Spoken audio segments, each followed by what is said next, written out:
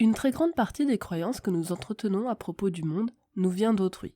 Nos connaissances scientifiques, historiques et plus généralement tout ce qui nécessite une expertise particulière ou une enquête que personne ne peut conduire seul. La question fondamentale que se pose l'épistémologie du témoignage est la suivante. En vertu de quoi une croyance acquise par le biais d'autrui peut-elle être considérée comme une véritable connaissance ? Quel type de garantie rationnelle apporte la parole d'autrui ?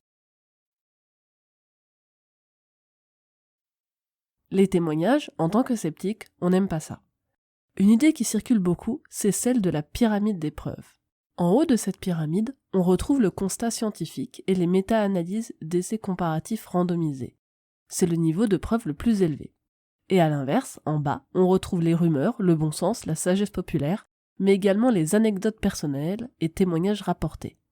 Cette pyramide nous dit donc que les témoignages n'ont pas grande valeur scientifique. Mais cela veut-il dire qu'il faut rejeter tous les témoignages ? Les témoignages, même s'ils sont souvent critiqués en tant que preuve, peuvent permettre de décrire et comprendre un contexte. Le recoupement de plusieurs témoignages peut même avoir une valeur de preuve forte, comme le recoupement des témoignages d'anciens déportés pour décrire les conditions de vie dans les camps de concentration. Ou encore les témoignages de personnes ayant vécu au sein d'une secte pour comprendre le fonctionnement interne de celle-ci. Dans le cadre militant, les témoignages sont souvent appelés la parole des concernés. Et, contrairement à ce que défend la pyramide des preuves, sont considérés comme ayant une grande importance. Quand on évoque une oppression, comme le sexisme ou le racisme, la parole la plus importante est celle des personnes concernées, puisqu'elles sont les plus à même de comprendre les situations d'oppression auxquelles elles sont confrontées.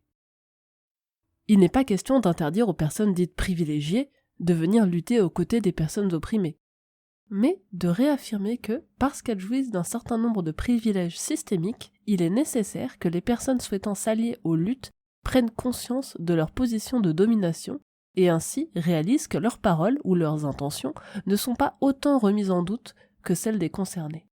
Ainsi, on qualifiera d'alliés les personnes qui appartiennent à un groupe dominant ou à la majorité, mais qui travaillent à mettre fin aux oppressions dans leur vie personnelle et ou professionnelle. Dans la recherche scientifique également, lorsqu'on étudie des sujets sociaux, entre autres, le vécu des personnes concernées est un éclairage important, d'autant plus que le domaine de la recherche scientifique manque de représentation, entre autres féminine, ce qui, comme je l'avais évoqué dans mon article « La sorcière qui préférait prendre l'avion », biaise la recherche. Cependant, attention à ne pas croire que parce qu'une personne est concernée par une oppression, elle est spécialiste de cette oppression. C'est possible, mais ce n'est pas toujours vrai, et surtout, c'est là où le premier paradoxe apparaît. Il y a des femmes misogynes, des personnes racisées et racistes, ou encore des personnes transphobes, comme le souligne avec humour la transactiviste Venus Liuzzo.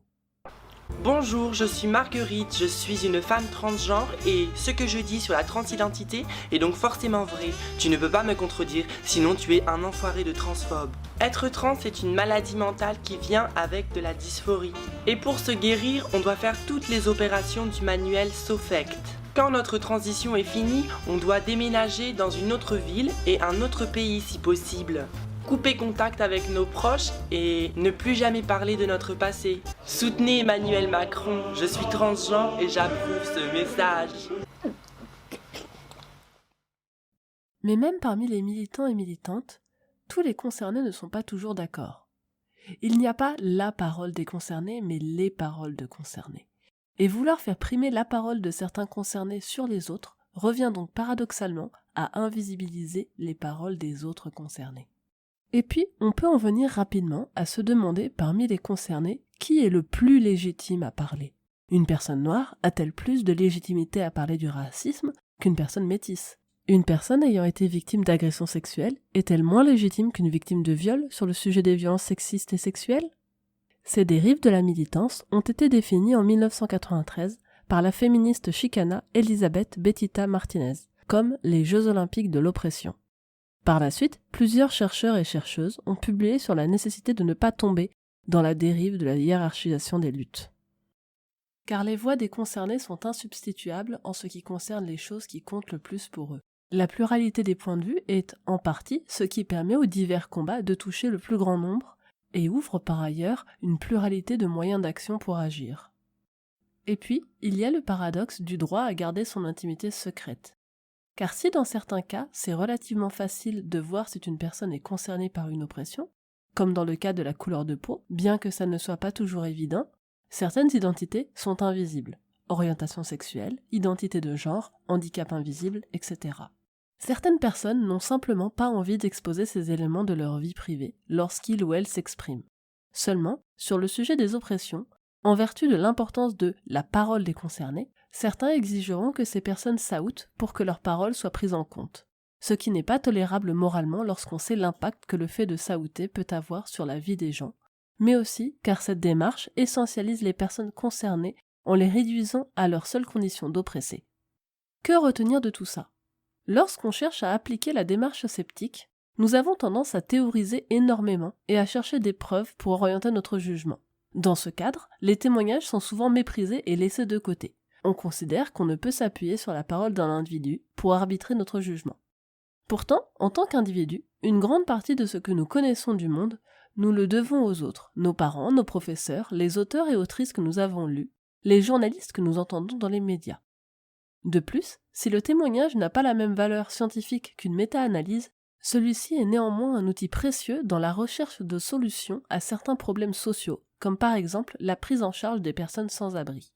Les personnes concernées par le problème sont une ressource utile pour aider à trouver des solutions adaptées à chacun et chacune, puisque comme nous l'avons vu, être concerné par le même problème ne fait pas que toutes les personnes soient d'accord entre elles. On évitera alors de parler de la parole des concernés, mais plutôt des paroles, des témoignages de concernés. Enfin, si les témoignages de personnes concernées sont très importants, il faut faire attention à ne pas tomber dans le dogmatisme, car comme nous vivons dans une société où la norme est considérée comme hétérosexuelle, cisgenre, blanche et valide, nous avons tendance, lorsqu'une personne ne se présente pas en exposant sa condition hors norme, de considérer celle-ci comme hétérosexuelle, cisgenre, blanche et valide, et donc à rejeter son témoignage car non concerné. Restons donc à l'écoute des témoignages de concernés, tout en n'oubliant pas qu'ils ne sont pas la panacée. Merci d'avoir suivi cette vidéo jusqu'à la fin. En général, je termine en vous recommandant une chaîne, une lecture, un podcast. Mais après avoir longuement exprimé l'importance de la diversité des témoignages, je ne peux pas me résoudre à vous faire une recommandation. Internet regorge de contenus créés par des personnes concernées. Écoutez-les.